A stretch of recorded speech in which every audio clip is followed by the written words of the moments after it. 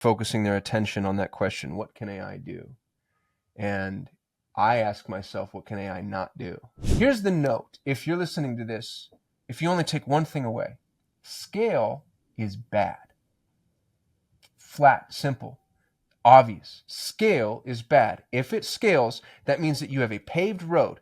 AI travels paved roads very, very, very, very well. What you want is you want a business that has unpaved roads. That means that you need a real human sitting there making a decision going, oh, I'm going to go around this, over that, under this, etc. So scale is bad. Focus on what doesn't scale. If you haven't made $1 million, that's okay. Have you generated 100 leads? Because that's interesting, right? If you haven't generated 100 leads, that's okay. Have you created an ad that has a conversion rate over and above the industry average? Now, looky here. Who have I got on this old podcast? I got Kasim on my podcast. Thank you for coming, man. Hey, buddy. Awesome. How are you, Matt? I can't believe now how many months ago that we were having a conversation in October, sitting at GHL, enjoying the wonderful experience of having about, let's just say, 700 of our closest friends there.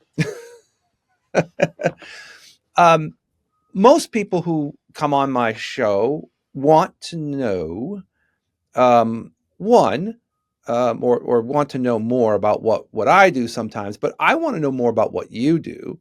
And I think the question I would have for you is, how do you make money today? I think the whole world is obsessed with what AI can do, and they all seem to be pointing their muzzles and focusing their attention on that question, what can AI do? And I ask myself, what can AI not do? And I have built a collection of very successful businesses, all based on that thesis. The issue that we run into when it comes to AI is anything that AI can do is instantly commoditized by literal definition. So focusing on the increase in efficiency puts you in that commoditized bubble, right? Like profits, especially for small businesses, come from inefficiency. For big businesses, they can benefit from like massive scale, but we get squeezed right out of the system. And so if you want to make money today, and this isn't true pre-AI, right? Like pre-AI, it was, you have to scale. Don't focus on things that scale. I'm not going to do that. It doesn't scale. Now scale is forced obsolescence. Scale means business death. Focus on what AI cannot do. And I can give you some specific examples if you want to dive down the rabbit hole, but that's the core of my thesis, Matt. So how does that represent money? How do you make money from that?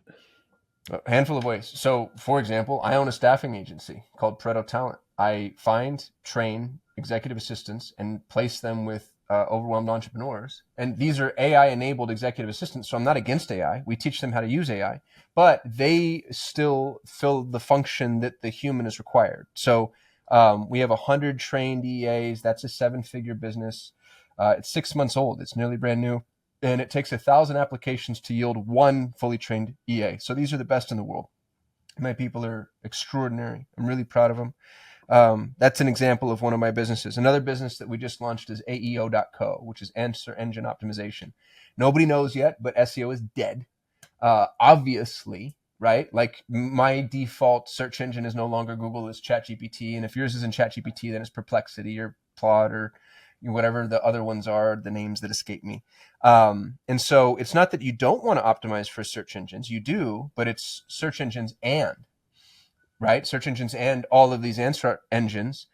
And I think the answer engines come first. Even from a Google perspective, Google's search is usurped by Google's own AI. Here's what that means. Google search results comes underneath Google's AI-driven results, which means you have to optimize for answers. Well, AI can't do that, at least not entirely. You need a human trying to intervene in the AI world because AI is not going to help you beat AI.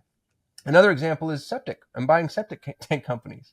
And you're like, why on earth would you do that? Because AI can't pump shit yet.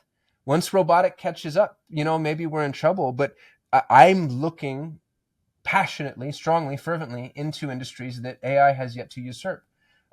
Anything with regulation. I own syndications.com, and we're building a tokenization platform for real estate because it's a heavily regulated industry. The SEC has tons of rules around how you approach that. And at the moment, AI can't do that. So Focus on the things that AI can't do. I'm a 7-figure income earner. I'm a decamillionaire, and which means I only say that, Matt, not to posture. That's what my advice is worth. I've produced about a $12 million net worth. So the advice I just gave you is worth about 20 bucks.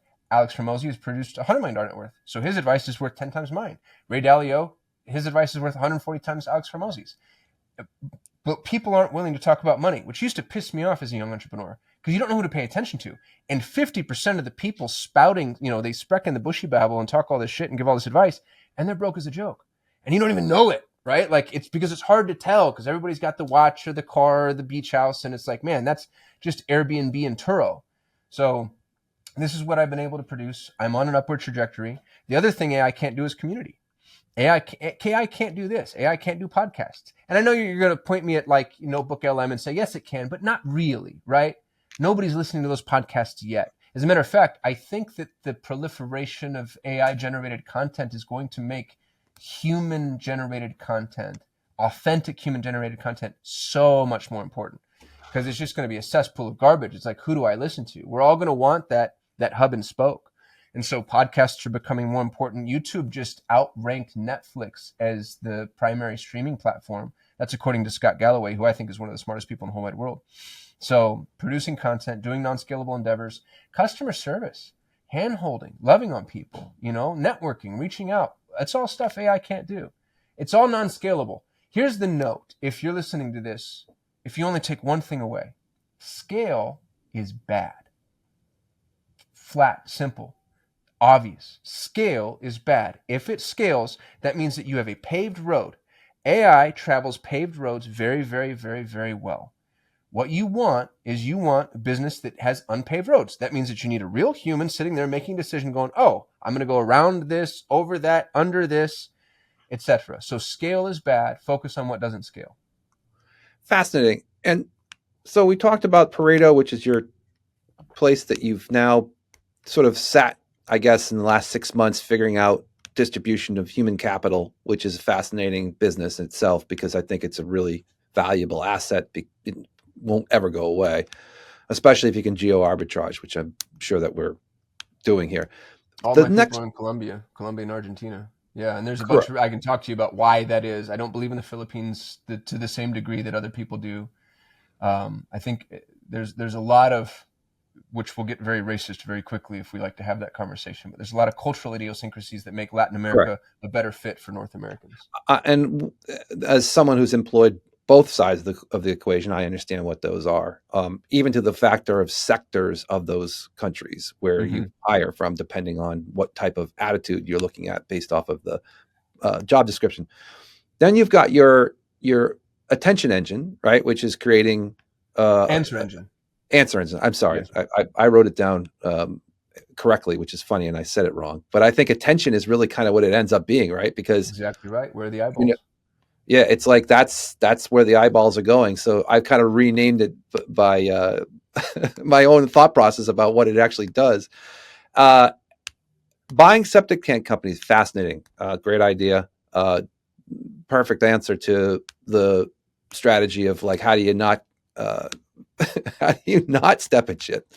And then syndication, which is an important thing for all of us. So those four money, are there other avenues that you're getting revenue from? Because I've noticed you've been quite prolific, especially in the last 40 days. I have a lot of little irons in the fire. So I have a personal CFO who tracks all of my income. And let me pull up this document and I can tell you exactly where everything comes from. Literally down to the penny. And I can also tell you where all my expenditures are. So I own an agency for Montessori schools. That's probably my favorite business of all time. It's not my most profitable, but I love Montessori, and it's really kind of a set it and forget it business for me. And so that's mailbox money. Me and my former business partner and still best friend are one of the higher ranked affiliates for Go High Level, and we've done over $1 million in commissions through High Level. We get 35 to 40 grand a month that we split between the two of us. No cogs, by the way, literally zero costs. That's the other thing that I'll share with people is you mentioned the word attention. The most important ingredient in the business formula is traffic. And I can prove that, by the way. I was in traffic for, I built the number one ranked Google Ads agency in the world. I had $100 million in ad spend under management. The thing about traffic that's so frustrating is you spend, let's say that you're selling a product, an e-commerce product. You'll spend more money on traffic than you do on your cost of goods and your fulfillment and your customer service, sometimes combined. You will definitely spend more money on traffic than you make. Isn't that insane? Google, when you sell something, Google, Meta, whoever, is making more money than you are, which is obscene. So if you have an audience and you can sell that audience who knows what, you just became, in this microcosm of an example, you just became Google. And the traffic is worth more than anything else. And so with High Level, we knew how to move the audience, and we made $1 million net to us, which has been, pretty amazing. I have Pareto Talent, of course, which is my staffing agency. That's one of my favorite businesses just because of the impact it makes. We take people in emerging nations. We pay them more than they'll ever make domestically. They get to work from home. They work on a semi-flexible schedule. They do meaningful work, and we match them with an entrepreneur who's overwhelmed. So like, I'm helping people in emerging nations. I'm helping people here. Amazing. I have way more demand than I have supply. That's the really big problem with Pareto Talent. I have 2 masterminds. I have my incubator, 3X Freedom. Doesn't make me a ton of money, but, cover my personal expenditures, which are not significant, Matt. I'm a pretty humble person when it comes to financial outlay. And then I have Driven Mastermind, of course, which is the big mastermind. That's Perry DeBelcher and Jason Fladlin. When you and I met, I was sitting at the Driven Mastermind booth trying to sell people into Driven. Yep, I remember. And then a small assortment of, I own 20 homes in Fargo, North Dakota. I own some self-storage facilities with my buddy Kevin Report. It's another thing we do, by the way, is buy self-storage. I tried to make a foray into mobile home parks, but I failed at that for reasons we can get into if you want to. And then that makes up the majority of my income. There's some things that, tiddlywink stuff that just kind of pops, but nothing that is really tax relevant. Cool. Well, I guess, a lot of this comes back to attention. You mentioned that before, which is that, we're kind of in that attention economy. Obviously, I don't need to repeat what Gary Vee says all the time, which is, the reality is that we're just in a position in time where, the people who are interested in whatever you have, product, service, whatever it might be, are kind of filtered in another way. And again, like you said, I think in the YouTube world, just doing some reconnaissance for some of our clients that we're working with, watching the fact that the number 2 thing behind the mobile device on YouTube is the actual television set. Now, I didn't know that. That's amazing.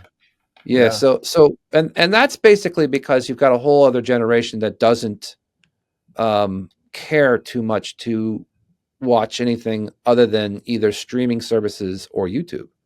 Yeah. And so our clients, when we review their activity, we're like, you realize like you're 22 to 28% of your traffic is coming in on TVs for your sort of, and although for us older, and I wouldn't say you're older, but I'd say I'm older, but you're sort of mid-range. There was a period of time when there was 40. But there was a period of, I go back to black and white TVs. That's how far back I go. So that's a historical construct here. But I think what's also happening is, and what we're trying to understand, and what you're probably working on as well, is what's our distribution pattern now? So, what we've been focusing in on is going to a client or a new client or an existing client and saying, hey, we really need to put a show together for you so that you can become the media, that you are the media. And like you said before, I think it's appropriate to say, the reality is that most businesses don't do this right now. They're sort of reliant upon the ad structure, and let's just call it what it is. They're kind of paying to play. Where, if you were to start to step up your game, and of course we do last month we did 1,100 pieces of content, but this month we'll probably do something similar. There's a way to get to clients and customers through these organic structures. And, obviously I realize that, every client's a little bit different when you talk about like the agency services, but your other businesses, I'm sure, are dependent upon your activity. And that's why I was saying that you've been really active socially recently. I've seen you sort of like pop out of nowhere to become especially in YouTube, like you literally become everywhere all of a sudden. So I'd love to hear your opinions on that and what you think what's important about that. Yeah, I call it digital herpes. God. Because like herpes, once you encounter me, I never go away. Um, and there's a framework for it that gets really specific. I'll try to offer it quickly. You start with long form content. So interestingly, I love that we're having this conversation right now because today is my day. I normally shoot on Mondays. I had to reschedule because I've been traveling a lot. So my videographer is coming today at noon night time, which is 2 hours from now, and he's going to be here for 4 hours. In 4 hours, I can usually fire off about 12 to 15 pieces of long form content. And long form in my mind, Matt, I'm not the one that makes these rules, so who knows, but it's anything over 10 minutes. Right. Right. So I want 10-minute videos. And the reason I want 10-minute videos is because YouTube's algorithm favors longer form videos. It's the reason that Hormozy went long form. Evan Carmichael talks about this. Like the people that know push out long form content, in my opinion. You're, I think, far more adept at this than me. So feel free to correct me at any point when I go wrong. Once I have my long form content, my job, interestingly, is done. Then my team takes the long form content, and that long form content can be repurposed in a billion different ways, right? So your videos can become reels, carousels, Twitter threads, whatever, blogs, podcasts, articles. You can get hundreds of pieces of content out of one long form video. The place where I break the mold from a repurpose perspective is Facebook. And I'm not saying that's a smart thing to do, by the way. It's just where I'm more comfortable. So what I tell people that ask for my advice is find one social network that you just like to play in. This is your sandbox. And then I go there to test messaging. So, and not really test, to be honest with you, I just go there to talk. I'm like, this is what I'm thinking right now. And I'll say 10 things and two of them will just get, people are repulsed by, six of them get some engagement and two of them fly. And that's when I know like, oh, those are the two I'm going to create my videos on. And so like Facebook is my ecosystem to learn where to create. I take that, I create all my long form content. My team, then I have Camilla is my, I don't know what to call her. She's the EA that I have 4 EAs now. She's the EA that's responsible for all my content stuff. And so she'll do the editing, the thumbnails, the titles, the descriptions, the repurposing, the posting. And we're still not good at it, but it's hard to, like you said, it's hard to not run into me. And done is better than good, man. Like that's, especially when you're being authentic, because most people don't do it at all. So then take 80% of the population off of the table. The 20% that are remaining, we're just talking about those. Most of them are doing it with like AI, batch and blast, garbage, agencies that don't know what they're doing. So it's bullshit. So then now 80% of those are off the table. So now there's the 20% of the 20%. And of those, most of them aren't consistent. So if you can just be consistent, but even if you suck, it's something. You know what I mean? You're actually at the top of the heap. And then, some of my content, I think, is actually getting really good. I had Taki Moore reach out to me, who's probably one of the smartest marketers alive. And he told me my last offer page was the best one he's ever seen. He was like just profusely complimentary. But it took reps. You know what I mean? Like I write and I write and I write and I write and I write. And then 5,000 articles later, I got a message from Taki saying, dude, you killed it. And that's what it takes. So find a social network you're comfortable in, play every single day, and then use the feedback that you get to create long form content and let your team repurpose that content. And if you need an executive assistant to do the repurposing, come hire somebody from Pareto Talent. Taki is by far one of the best long-term, historically correct people. And his methodology has been stolen and turned into a very, very, very important book that is the number one book in marketing for Amazon, as we know. So, and the historical context of that goes back to me being in his mastermind program in the early 2000 teens. Wow, I didn't know that. Yes, I still have his black belt book on the shelf up here someplace. Dude, people talk about that damn thing all the time. That's so funny. Yep. It's one of the And then, messages that, because I posted Taki's message with his permission. I posted his message to Facebook, and a bunch of people were like, oh, "I still have his black book, so I got to go get that." yeah, and then that entire infrastructure was repurposed by Alan Dibb, who wrote the 1 one-page minute, marketing one plan, page. Yeah. right? I didn't real And then I met Alan once. I was on his podcast one time. I didn't realize that he jacked that. guess who did his marketing? We did his marketing when he went out with that. Really? So I looked at it and go, hey, this is all talky stuff. Wow. So there's a historical context there, and I think there's still, if you talk to Talkie, he'll be like, "Yeah, I know, it's whatever. It is what it is." It is what it But is. again, the historical context here that we're talking about is that the reality from where we are, right, which is we're at a point in time and an inflection point, and I think that this is why I wanted to ask you personal branding and Mhm. bringing in a creative force, because the businesses we deal with, and I'll just say that, as an agency, because I've built and sold an agency, and now I'm building another agency based off of what we're talking about here, which is really content marketing and strategy. um, what I'm finding is the difficulty of the distance between the business and the operator, and how to combine their, let's just say, special sauce, right? So if you have a company which does XYZ, and you have a personal owner, which is typically the one who run the videos with, or a manager or whatever it might be, that would want to get this going, right? We just talked about the attention economy and the whole aspect of putting relevance and cutting up content and having long forms, which you're doing, which you're very successful at, and I'm very entertained.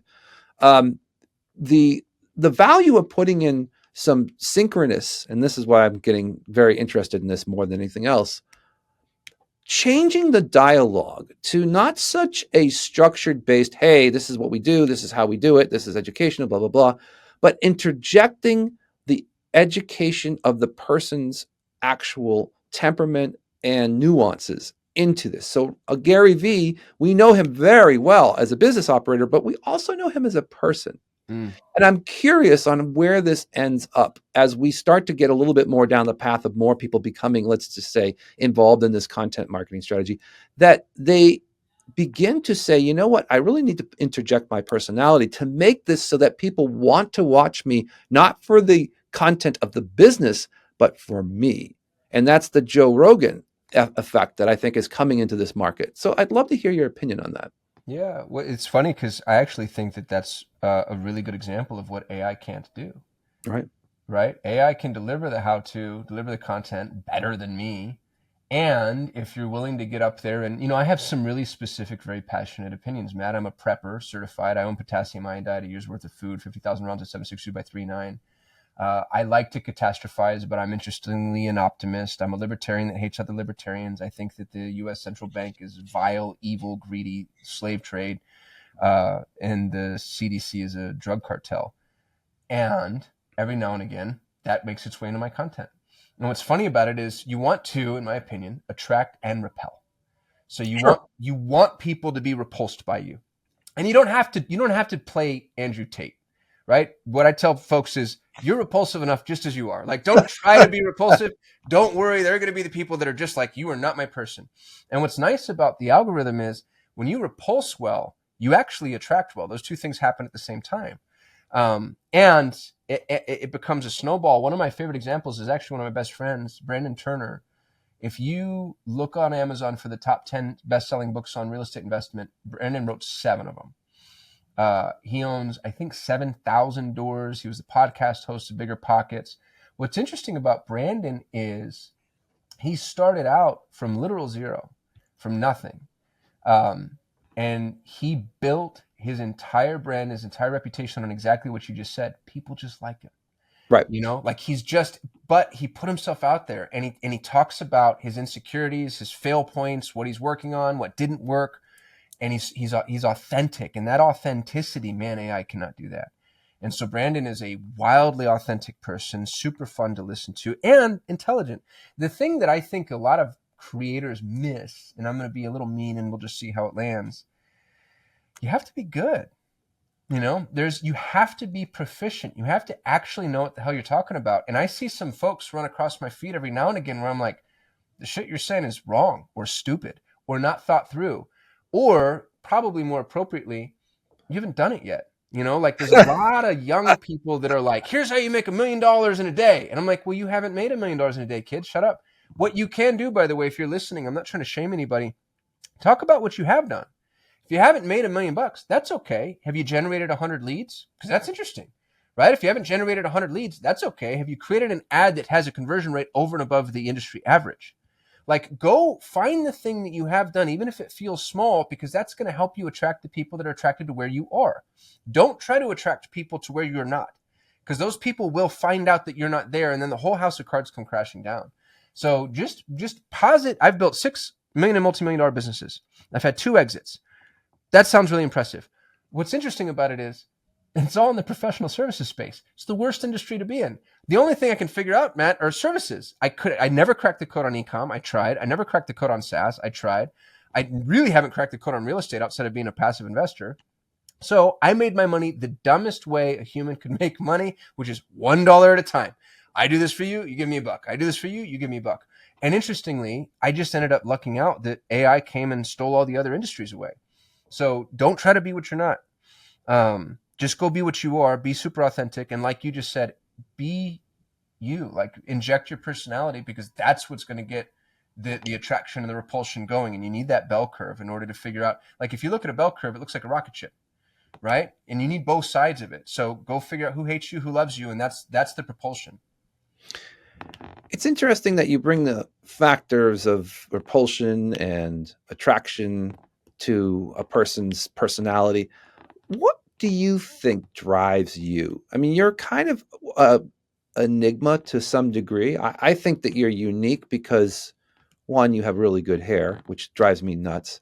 But two, I think the question is that you've got such a hyperdrive personality and success story. It's rare that I come across people with such vivacity, if that's even a word, that there is a kind of a cult of personality that you've developed. I'm just curious if maybe you could give me an idea of why is there so much drive, and the people maybe who are taking their time in trying to get to their first million, or trying to maybe get to their first business, or whatever their initial thoughts are, and it's going slow and they can't figure out why, and it's like, why is it taking forever, and I've been trying. What's created the accelerant for you to be able to do all this stuff so efficiently, and also with such great hair? Huh. Well, first I moisturize. So I'm going to have to get your recipe. moisturize and beef broth. I worry about my children. I'm answering your question, I promise. I'm just taking the long way. It's fair. I have 2 little boys, 8 and 10. I love them dearly and deeply. They're the best thing that's ever happened to me. And I used to hate rich kids when I was growing up. And then my ex-wife gave birth to 2 little rich kids. And what's interesting about them is I don't see hunger. And I don't see hunger met because they're not hungry. Right. Every hyper successful entrepreneur I know came from limited means. So it actually feels like a hard thing to interject, and it's a hard thing to make artificial. Those people exist, but I actually haven't met any of them personally. All my buddies, I talk to my buddy Artyom every Monday. He and I have an accountability call together. And when you hear his story, it's like, no wonder you needed money. Like Russian immigrant, maybe won't give away I don't know how much of his personal information he wants me to share, and harrowing story. And my business partner, Perry Belcher, you hear his, like, he talks about his mom crying on the sidewalk when the battery of her car was stolen and she had to walk 30 miles in the snow to go get a replacement just to get to work because she was going to lose her job. Like, that's just the stark reality of life. And so I think for those of us that were gifted with the genesis of humble beginnings, you need something to run towards, of course, but I think more important than that, you need something to run away from. And people are it's an epigenetic phenomenon. It's 2 trillion years of evolution. We do better when we have something to run away from. You run from the lion, you run from hunger, you run from famine, you run from the storm. When it's running to, it's like, oh, this is fun. Like I can't wait till I get there. But when it's running away, it's like, oh, dear God in heaven. And I'm not telling you that's healthy. I have a whole host of health issues that I'm sure stress induced. But I think that's where it comes from. So for people that don't have that, part of me feels like, man, that's just a blessing. That's the blessing of eugenesis. Um, and I don't know that it can be artificially induced.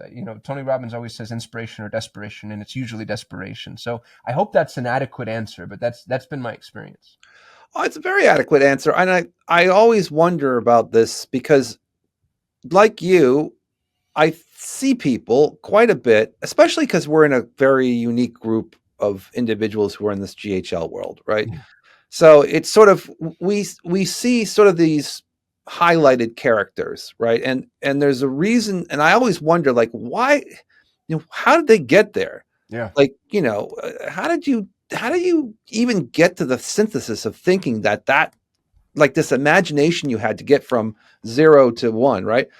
And I always wonder how people do what they do, if it's a inherent trait, like you're saying, from coming from nothing, which is probably part of it, or did they learn, right? So for people who are leaving a corporate job, who might have been comfortable, they had Mhm. to learn to become an entrepreneur and then grow their business to a certain extent, right? I guess there's always different means for different people. Yeah, well, and that's a type of hunger. That's something to run away from. I've seen people that left corporate and the desperation there. I don't want fluorescent lights anymore. I don't want, I watch those people sometimes. You see the guys that have the key cards on their belt with the, Yeah. with the telescoping rope. Oh And yeah. I'm like, that's a leash. You're an adult Oh, human being wearing a leash right now. yep. And that just feels like the most soul sucking thing to me in the whole wide world. And I'm not trying to be unkind. I mean, I think there are people that really is just like, that's perfectly fine and that's okay. And I know some folks that's what they're running from. So if you're looking for the motivation, I mean, we focus a lot on what we're running towards. My question is what are you running from? And AI, by the way, is a great thing to run from. 80% of the world is looking at forced obsolescence. I don't think it's a zombie apocalypse moment. I actually think, to be honest with you, I think AI is the best thing that ever happens to humanity. I think universal basic income becomes an a priori prerequisite. I think we pay a bunch of people to stay home and watch Netflix. Yep. And that's 80% of the world. And then 20% of us get to be super productive and build stuff. And it's like, do you want to be the 80 or the 20? And if you want to be the 20, run fast. So we talked, and we're wrapping up now because I know you've got limited time. We talked about the business side of this, which is how you make money. We talked about the story-based strategies around what you've been doing with your content, which I think is fascinating, and what people can do. We actually talked about the drive. Is there anything I should have asked you, or something that you could impart upon people who are listening to this that can give them a leg up? And I know you do a lot of conversations in your threads that talk a lot about personal perseverance and things that make sense to most everybody like myself who reads your stuff and goes, man, this is like a mini Naval. Ha! That's so funny. Um, People are not commodities. I think that's the most important thing I've ever learned. Every single, I have 3,000 books in my home. You pick a business book, any business book, Matt, and it talks about people like commodities. And it's a flawed model. And the reason it's a flawed model is because when you're trading commodities, they're interchangeable. If you have an ear of corn and I have an ear of corn and we swap, neither of us are better or worse off. But if you have a CPA and I have a CPA and we swap, what just happened, right? It doesn't matter if they're the same person with the same background, same education, same graduate, same level of experience. They're massively, massively, massively different. And when you go and shop for commodities, the key is to find the most for the least. And that's how we shop for people. In an AI-driven world where people are weaponized, you're going to scale mediocrity if you treat people like commodities. Because there's a Pareto distribution, which is why I call my company the Pareto Talent, where the majority of your productive output comes from very few employees. When I sold my business for 8 figures, one employee managed 40% of my revenue. One employee managed 40% of my revenue. And that's true across every organic ecosystem. So in an AI-driven world, that's the only employee you want. Right. Go find the best employees. And the way to do that is not to shop for them like commodities. Pay more. I know entrepreneurs are repelled by that idea. I promise you, you're going to pay 10, 20, 30, 40, 50% more, and you're going to get 5, 10, or 100 times the output. And I'm not being hyperbolic. That's not an exaggeration. I swear to God. Don't screenshot desktops. Don't get on people if they're 60 seconds late. Don't track PTO like you're a Nazi. Like, let winners win, and you end up with some humans that are like extraordinary miracles, and they move mountains, man. I'm so much more successful than I deserve to be because my only real skill set is talent acquisition. I just find really smart people, and then I get out of their way. So people are not commodities. I think that's the most important lesson I've ever learned as an entrepreneur, and I hope that's helpful. I think it is, because this is the business we're in, is people placement and Yeah. talent structure and managing that talent structure. It's been fascinating. I'd love to spend another 5 hours with you going through theories and discussions on topics that would go from A to Z in the business structure of all the things that you've done. But I must say, we have to bid a fair adieu. So I will let you say where people should go to learn more about you, or if you have any specific thing you'd like them to go visit. And then we'll see you in the next, hopefully, October out in GHL world.